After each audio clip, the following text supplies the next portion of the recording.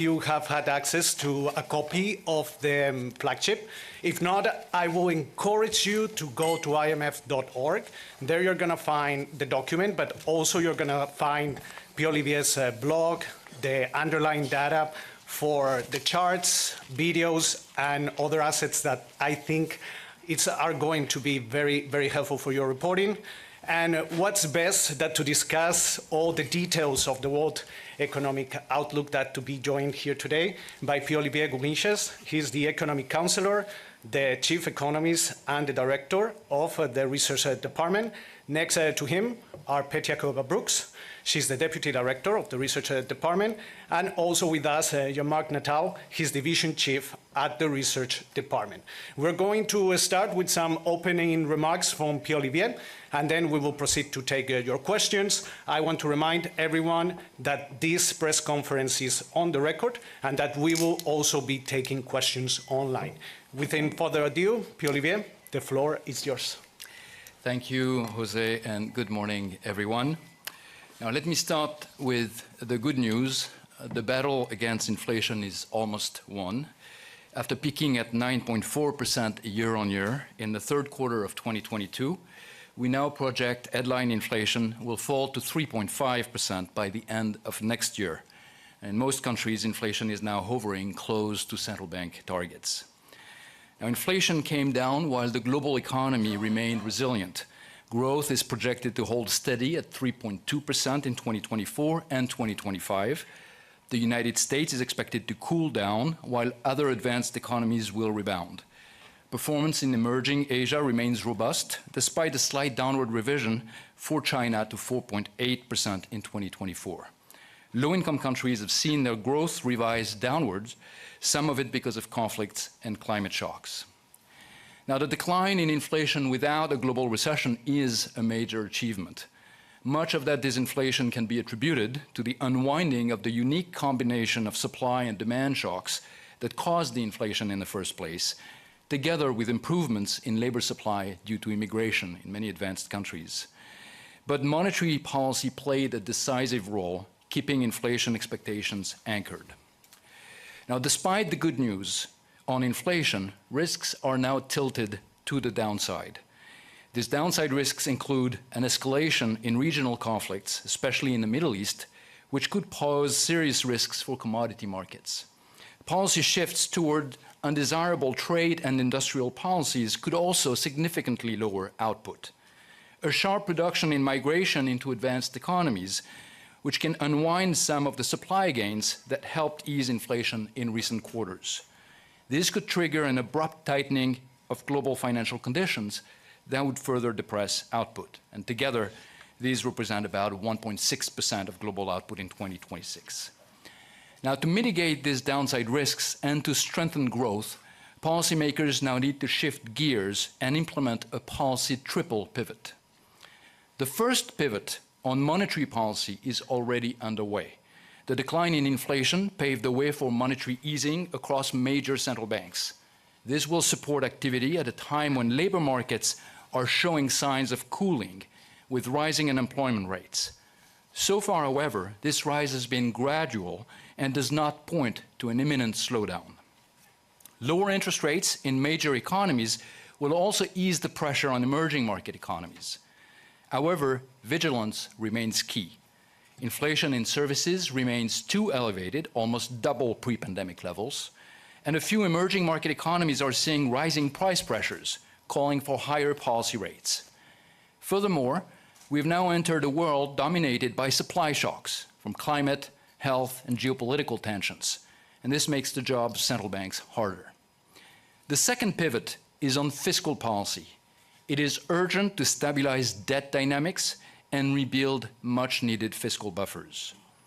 For the United States and China, current fiscal plans do not stabilize debt dynamics. For other countries, despite early improvements, there are increasing signs of slippage. The path is narrow. Delaying consolidation increases the risk of disorderly adjustments, while an excessively abrupt turn towards fiscal tightening could hurt economic activity. Success requires implementing, where necessary and without delay, a sustained and credible multi-year fiscal adjustment. The third pivot, and the hardest, is toward growth-enhancing reform. This is the only way we can address many of the challenges we face. Many countries are implementing industrial and trade policy measures to protect domestic workers and industries. These measures can sometimes boost investment and activity in the short run, but they often lead to retaliation and ultimately fail to deliver sustained improvements in standards of living. They should be avoided when not carefully addressing well-identified market failures or narrowly defined national security concerns. Economic growth must come instead from ambitious domestic reforms that boost innovation, increase human capital, improve competition and resource allocation. Growth-enhancing reforms often face significant social resistance. Our report shows that information strategies can help improve support, but they only go so far. Building trust between government and citizens and the inclusion of proper compensation measures are essential features. Building trust is an important lesson that should also resonate when thinking about ways to further improve international cooperation to address common challenges in the year that we celebrate the 80th anniversary of the Bretton Woods institutions. Thank you. Thank you, Pierre-Olivier. So before we open the floor to your questions, let's remind some ground rules. First of all, if you have any question that it's related to a country program or a country negotiation, I would recommend not to formulate that question here. Basically, those questions can be formulated in the different regional press briefings that are going to happen later this week. Also, if you want to ask a question, you just raise your hand, wait till I call you, identify yourself and the outlet that you represent. And let's try to keep it to just one question. I know that there are going to be many, many questions. We might not be able to take all of you, so please be patient. There's going to be many other opportunities to ask questions throughout the week. Let me start. How I'm going to start it, I'm going to start in the center, a couple of questions here, then I'm going to go to my right, and then I'm going to go there. So I'm going to start in the first row, the lady with the white jacket. Thank you. Thank you, Jose, for taking my question. I'm Marlene Xiong with Xinhua News Agency. I want to ask about the geopolitical tensions that was mentioned in the report. It says there are rising geopolitical tensions. So far, the impact has been limited, but further intensification of geopolitical rifts could weigh on trade, investment, and beyond. I wonder whether, Pierre-Olivier, could you talk a little bit about what are the economic impact of growing geopolitical tensions? Thank you. Yes, thank you. This is, of course, a very important question. This is something that we are very concerned about, the rising geoeconomic fragmentation, trade tensions between countries, measures that are disrupting trade, disrupting cross-border investment. This is something that we have looked at in our World Economic Outlook report. In the chapter 1, we have a box that evaluates the impact of various adverse measures that could be taken by policymakers or various types of shocks that would impact output. And when we look at the impact that rising trade tensions could have, there are two dimensions of this. One is, of course, you're increasing tariffs, for instance, between different blocs that will disrupt trade, that will misallocate resources, that will weigh down on economic activity. But there is also an associated layer that comes from the uncertainty that increases related to future trade policy, and it will also depress investment, depress economic activity and consumption. And when we put these two together, what we find is we find an impact on world output that is of the order of about 0.5% of output levels in 2026. So it's a quite sizable effect of both an increase in tariffs between different countries and an increase in trade policy uncertainty.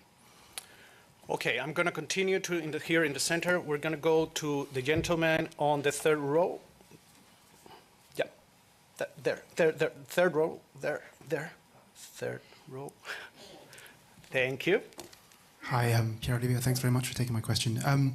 I just wanted to ask about the inflation side of the WEO. You mentioned just now inflation, the battle is almost won. I'm just wondering, There's sort of a divergence between the advanced economies and the emerging market and developing economies. When do you expect inflation to sort of fall towards that 2% target in emerging market and developing economies? Thanks.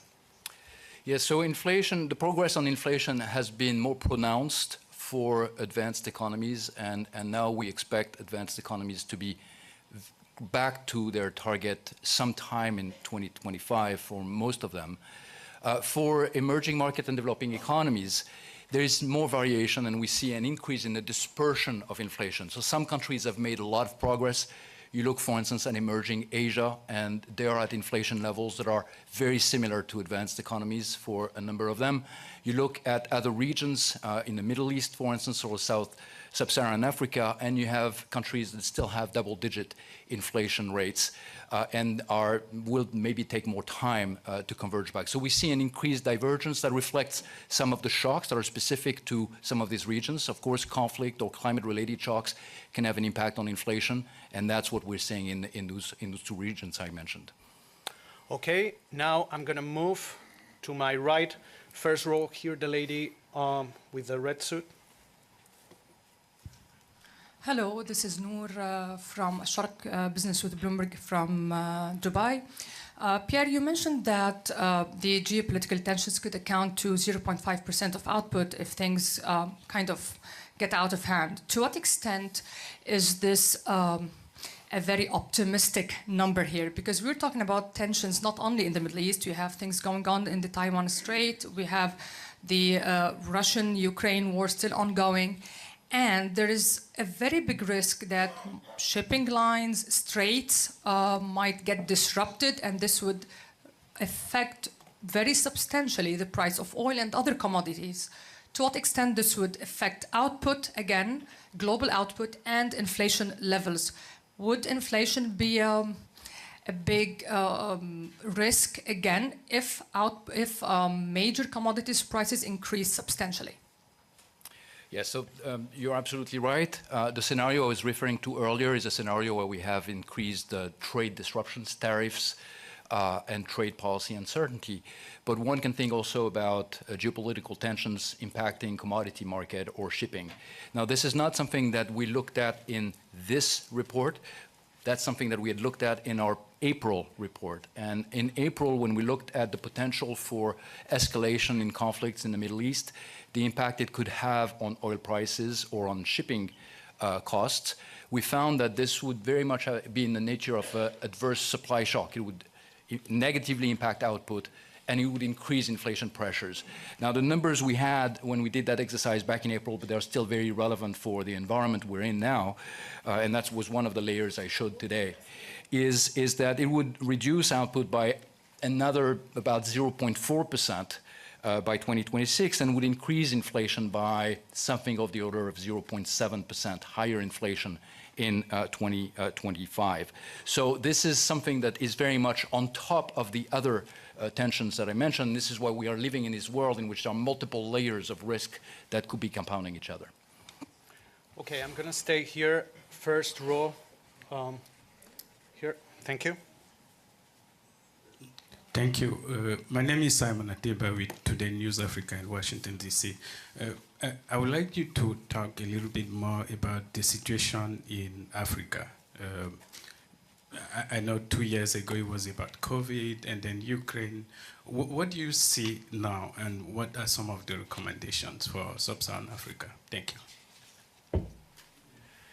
So the Sub-Saharan African region is one that is seeing growth rates that are fairly steady this year compared to last year, at about 3.6%, and then expected to increase to about 4.2% next year. So we're seeing some pickup in growth from this year to next year. But now, this is certainly a region that's been adversely impacted by weather shocks and in some cases, conflict. So the growth remains subdued and somewhat uneven, and that's certainly something that we are concerned about. But let me turn it over to my colleague, Jean-Marc, Natal, to add some color. Happy to. Do you hear me? Okay. Yeah. There has been, over the last year and a half, there has been some progress in the region. You saw, inflation stabilizing in some countries, going down even, and reaching close to the target. So, but half of them are still at large distance from the target, and a third of them are still having double-digit inflation. In terms of growth, as Pierre-Olivier mentioned, it's quite uneven, but it remains too low. The other issue is debt in the region. Obviously, it is still high. It has not increased. It has stopped increasing, and in some countries already starting to consolidate. But it's still too high, and the debt service is correspondingly still high in the region. So the challenges are still there. There's been some progress. So in terms of the recommendation, in countries where inflation is very high, you would recommend tight monetary policy, and in some cases, when possible, help by consolidation on the fiscal side. It's complicated. It's in many countries, there are trade-offs, and consolidating fiscal is difficult when you also have to provide for relief, like in Nigeria, for example, due to the flooding. So targeting the support to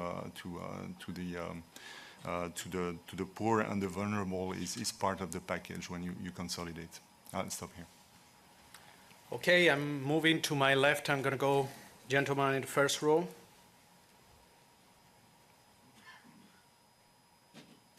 Thank you very much. Joel Hills from ITV News. We know that the Chancellor in the United Kingdom is planning on changing the fiscal rule on debt to allow for to borrow more for investment. Pierre-Olivier, do you support this idea, and what, in your view, are the risks? And should the UK government continue to target a fall in debt of some description or a rise in public sector net worth? And Pierre-Olivier, before you answer, are there any other questions on the UK in the room? I'm going to take just two more from this group of UK reporters on my right, that they are very eager. Just two questions more. We don't want to overwhelm. Alex Brummer from the Daily Mail in London. Again, around the Chancellor's upcoming budget. In your opening remarks, you referred to the possibility of abrupt changes in fiscal policy, disrupting what might happen to economies. And the UK, according to your forecast, is in a quite good place in terms of growth heading upwards. Do you fear that too strong a change in direction in fiscal policy in the UK could affect future growth? Just one more question. Mehreen Khan from The Times. You mentioned that there are some countries at risk of fiscal slippage because governments that promised to do their consolidation struggle to execute. Is the UK in that group? And also the IMF has previously recommended that countries that are under fiscal strain can keep sort of investment flowing if they do shift to measures like public sector net worth. Is that still a recommendation that you stand by, in particular relevance for the UK? And to give Pierre-Olivier a little bit of time, I just want to remind everyone that we will have regional press briefings later this week, and some of these questions can be brought to all the heads of department that are going to be talking later on the week. Pierre-Olivier? Yeah, so first I will make three quick remarks. So the first one is, of course, we're going to wait and see at the end of this month, on October 30th, the details of the budget that will be announced by the UK government, and at that point we'll be able to evaluate and see the detail of the measures and how they will impact the UK economy. The broader question, I think, is relevant for many countries, not just the UK, and it goes to the second pivot I mentioned, is this narrow path in terms of fiscal consolidation. I think when countries have elevated debt levels, when interest rates are high, when growth is okay but not great, there is a risk that things could escalate or get out of control quickly. And so there is a need to bring debt levels down, stabilize them when they are not stabilized, and rebuild fiscal buffers. That is true for many countries around the world. And if you're not doing that, and that's getting to the question that was asked by the gentleman on the right here, if you're not doing that, that's when you find yourself potentially later on at the mercy of market pressures that will force an adjustment that is uncontrolled to a large extent, at which point you have very few degrees of freedom. So you don't want to get in that position, and I think the effort to stabilize public debt has to be seen in that context. Now, the other side of the narrow path is, of course, if you try to do too much too quickly, you might have an adverse impact on growth, and you have to be careful there because we do have most countries have important needs when it comes to spending, whether it's about essential services, whether we think about healthcare, or we think about, or if we think about public investment and the climate transition. So we need to protect also the type of spending that can be good for growth. So finding ways, and this is something that our colleagues in the Fiscal Monitor report emphasize, finding ways to consolidate by reducing expenditures where it's needed, maybe raising revenues, often it's a combination of both, but doing so in a way that is least impactful on growth. It's country by country, there's no general formula, but that's kind of the nature of the exercise. That pivot, that second pivot, is absolutely essential at a point we're at. Again, precisely because we're in a world in which there will be more shocks, and countries need to be prepared and need to have some room on the fiscal side to be able to deal with them. Okay, last question on this side, then I will go online, and then I will go around the room again. The gentleman on the second row. Thanks, Jose. Pierre-Olivier, a question on Argentina. The IMF is maintaining its projections for the country for next year, improving GDP and inflation 45% at the end of the year. Oh, yes, sorry.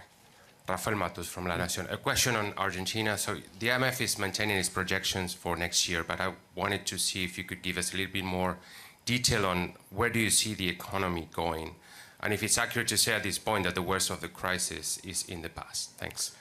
We have received other questions regarding Argentina online from Liliana Franco.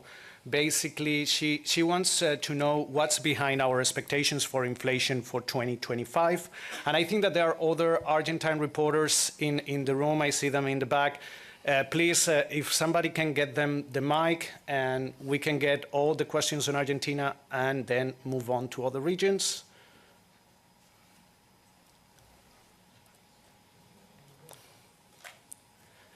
There, those two, please. Try to keep it short, because I want to. Hi, Patricia Valli from El Cronista. You mentioned the need to keep going with the reforms, and the government in Argentina is implementing a series of reforms. What's the take of the IMF in terms of these, and if they are perhaps hurting the most vulnerable due to the increase of poverty numbers in Argentina in the past report? Hello, Juan Manuel Barca from Clarín newspaper. I would like to know if you raised your employment projection compared to the compared to the July forecast. Yeah, so let me first state at the outset that our projections for Argentina have not been updated since July, and the reason for this is because there are ongoing program discussions between the authorities and the fund. And so while that process is going on, we did not update the projections for the October round. Now, to come to the question that was asked on the left, there are two things that are relevant for Argentina, two main things. One is, of course, what's happening on the inflation side, and here I think the progress has been very substantial. We are now seeing month-on-month inflation in Argentina close to 3.5%, and this is down from about 25% month-on-month back in December of last year. So very, very significant decline in the inflation rate. And so that's something to acknowledge. And the hope is, of course, that the measures in place will continue to improve the situation on that front. On the growth front, what we are saying is that activity has contracted substantially in the first half of the year, but there are signs that it's starting to gradually recover. Now, how much? Again, I can't give you an update because we don't have it as of now. But there are signs that there is a recovery in real wages, in private credit, and activity. Now, of course, this has been difficult for the Argentine economy, the decline in growth of that nature. And that's something that, again, we are engaged in discussions with the authorities on the best way forward. I cannot comment more than that. Okay, now I'm going to get a question from our colleagues on WebEx. I think that where from ICAI it's there. Where can you hear us? Yes, clearly. So I have a question on China. Given China's recent implementation of various stimulus measures, such as support for the real estate sector, and interest rate reductions and other economics incentives, we've already seen a major boost in its capital markets. So how do you assess the potential impact of these developments on China's economic recovery and growth perspective? And also, how the external effects, such as the Federal Reserve's easing monetary path, will play a role here? Thank you. Before you answer on the Federal Reserve, there's other questions on China on the similar nature. The recent stimulus announced by the government and its effects. Okay, so China, as I mentioned in my opening remarks, we have a slight downward revision for its 2024 growth compared to our July projections to 4.8%. And that's a revision that's coming largely due to a weaker second quarter of the year. And that's weaker second quarter of the year is reflecting continued decline in confidence in the household and corporate sector, and also the continued problems in the property sector in China. Now, this is something that, of course, is a top priority to address for the Chinese authorities, and we've seen a number of measures that have been announced since the end of last month. First measures, monetary and financial measures announced by the People's Bank of China, and then some fiscal measures that were announced a few weeks ago. These measures in general go in the right direction from our perspective. They are trying to improve the situation in the property sector. They're trying to, for instance, lowering borrowing rates or trying to improve the balance sheet of the property developers. In our view, in our assessment, the measures announced at the end of last month by the PBOC, although they go in the right direction, are not sufficient to lift growth in a substantially material way, and that's why our forecast is still at about 4.8% for 2024 and is unchanged for next year at 4.5%. The new, more recent measures announced a few weeks ago by the Ministry of Finance are not incorporated in our forecast. We're waiting to see the details. I should mention, however, that since then there has also been a release of the Q3 growth for China, and this has also been a little bit on the disappointing side. So I would say that what we're seeing in terms of where the Chinese economy might be going is a little bit of downward revision coming from the Q3 forecast, and then potentially some measures that will help lift the economy going forward. Okay, so we have an additional question on online. Basically, it comes from a reporter in Israel who wants to know how the current conflict is affecting the region and the global economy. Also, if there's any other questions regarding the ongoing conflict, we can go here on the first row, please. Hi, Amir Goma from Al Sharq Bloomberg. With the GCC countries increasingly focusing on diversifying their economy away from oil now, how the IMF sees the progress and how you assess that with the geopolitical tensions that may affect the attraction of the investment? Okay. So on the impact of the conflict in the Middle East on the countries in the region and maybe more broadly, let me ask my colleague Petya Koeva-Brooks to come in. Sure. Indeed, the conflict has inflicted a heavy toll on the region, and our hearts go to all who have been affected by it. We are monitoring the situation very closely, and what we could say at this stage is, apart from the enormous uncertainty that we see, is that the fallout has been the hardest in the countries in the region at the epicenter of the conflict. We've seen significant declines in output in West Bank, in Gaza. Lebanon has also been hard hit.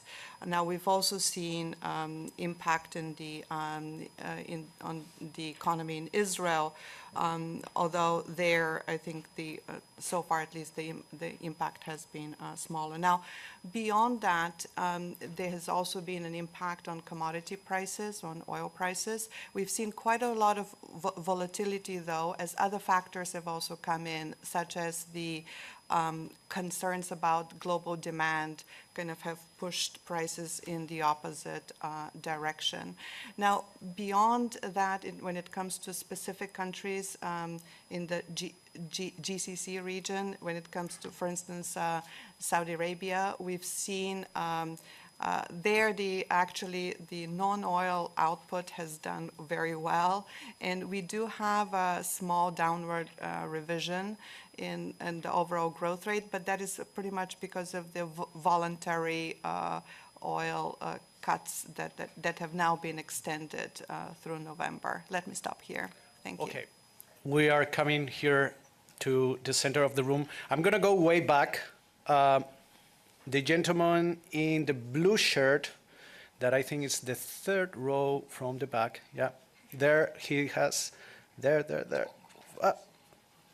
A little bit. Can you stand up? Yeah, perfect. And then I will go with you, with the lady. Okay, sorry. Thank you for doing this. Your alternative scenario about the trade war doesn't seem so far from reality.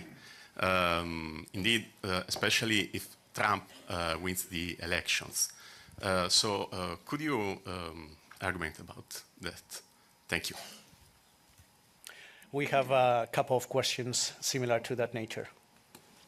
Yes, so I mean, of course, let me first preface by saying that we are not commenting on elections or potential platforms here at the IMF. What we are seeing when we're looking at the world economy goes beyond what might be happening in a single country. And this is why the scenario that we are looking at in box 1.2 of our World Economic Outlook is one that focuses on, if you want, an escalation of trade tensions between different regions, whether the US, the European Union, or China. And the numbers I quoted earlier are reflecting our model estimates of the cumulative impact of this increase in tension. So I think that this is something that we are very concerned about. We've seen a very sharp increase in a number of trade distorting measures implemented by countries since 2019, roughly. They've gone from 1,000 to 3,000. So tripling of trade distorting measures implemented by countries. And 2019 was not a low point. That was already something that was above what we were seeing in the 2010s. So there is definitely direction of travel here that we are very concerned about because a lot of these trade distorting measures could reflect decisions by countries that are self-centered, but could be ultimately harmful not just to the global economy, but this is what the benefits of doing a scenario analysis like the one we did. They're also hurtful for the countries that implement them as well, because of the impact on global trade also makes the residents of a country poor. Okay. And food security. And also, can you give us your medium-term projections for Nigeria's growth? Thank you. So I'm afraid on this one I will have to go back and check because I don't have a number ready on the impact of removal of the fuel subsidy specifically on that you asked about. I don't know if my colleagues. And I will encourage you to formulate this question in the press briefing for the regional outlook for the African department. Probably there you will get your answer, but reach out to us bilaterally, and then we will get you the question. We're gonna go to the gentleman on the back. Yeah. Thanks very much. Andy Robinson, La Vanguardia, Barcelona, Spain. There seems to be a strange sort of divergence in the Eurozone economy in which Spain, you've revised upwards Spain's GDP growth forecast a whole percentage point, whilst Germany is languishing. Could I ask you, is Spain's performance sustainable when Germany's in a recession? Also, one other question. You seem, in your box on inflation and wage share and profit share, you seem to be suggesting that if there's any danger of increasing inflation in the future, it's more an excessive profit share than an excessive wage share. Could you tell me if that's a correct interpretation? Thanks.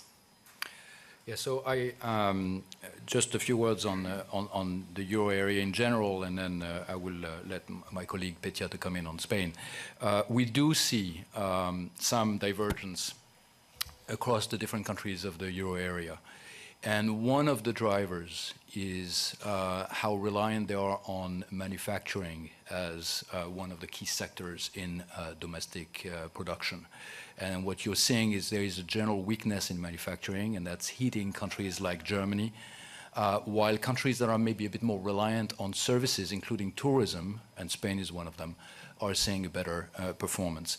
Now, on the second part of your question, then I'll turn it over to Petya, on the profit share and wages. We're seeing now wage growth that is in excess of inflation. And sometimes people say, well, that's a problem because that means, maybe that cannot be sustained and therefore there will be more inflation. Well, not quite. That's not the view that we have here at the fund. A lot of the increase in wages in excess of inflation right now, so that's an improvement in real wages, in standards of living, is reflecting a catch-up phenomenon. It's after years during which inflation was higher than wage increase. So real wages are catching up. They are covering lost ground. Now, during those years when inflation was higher than wages, profits margins somewhere were higher in the economy. And that is the profit margin that is being eroded back. So it's not that we're squeezing profits inordinately right now. It's just that they are coming back towards more of their historical level as real wages are catching up. And therefore, that's not necessarily a concern in terms of inflation dynamics going forward. Now, with this, let me turn it over to Petya. Thank you. Indeed, Spain does stand out as one of the countries with a substantial upward revision for this year. We're now projecting growth to be 2.9 after last year when it was 2.7. So what's behind this revision is the positive surprises that we've already seen, especially in the second quarter, as well as some other revisions to the back data. And then when we look at the composition of these surprises, again, it was net exports and the receipts from tourism that were a substantial contributor, but also private consumption and investment also played a role, which may imply that some of the impact of the National Recovery Plan and the EU funds that are being used we could already be seeing the impact of that. And then when we move forward, we are expecting slowdown in growth next year. But again, if this investment continues, of course, that would be a very positive factor behind the recovery. Thanks. Okay, I have time for just one question because literally we have 15 seconds. So I'm going to go with the gentleman here.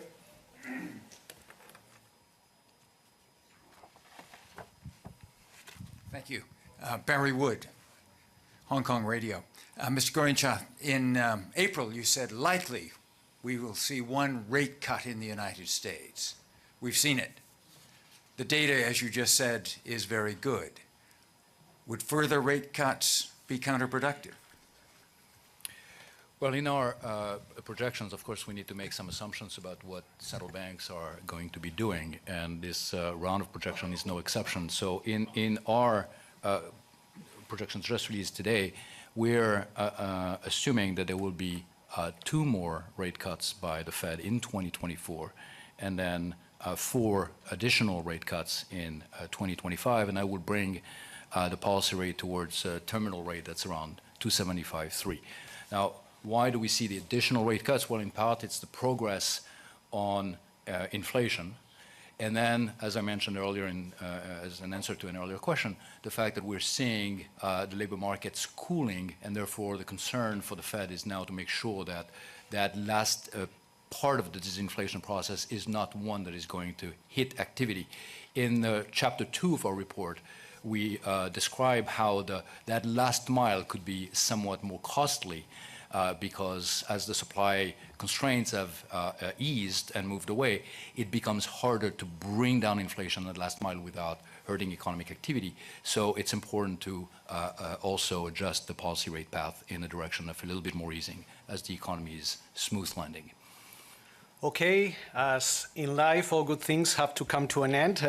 But before that, I want to thank you all on behalf of Pierre-Olivier, Petya, and Daniel, or Jean-Marc, sorry, I'm having a deja vu here. Also, on behalf of the Communications Department, and a couple of reminders for all of you. The Global Financial Stability Report press briefing is going to happen in this same room at around 10:15 a.m.